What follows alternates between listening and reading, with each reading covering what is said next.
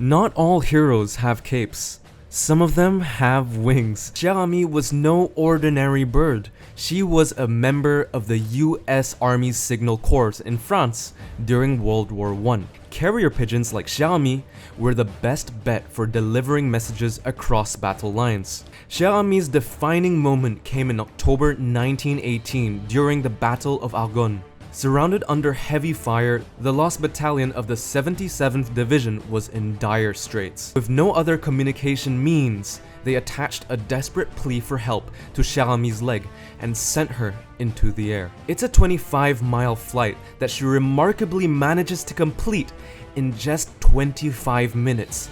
Cher Ami's message reached HQ just in time to save the remaining 194 men of the lost battalion. Cher Ami was hailed a hero,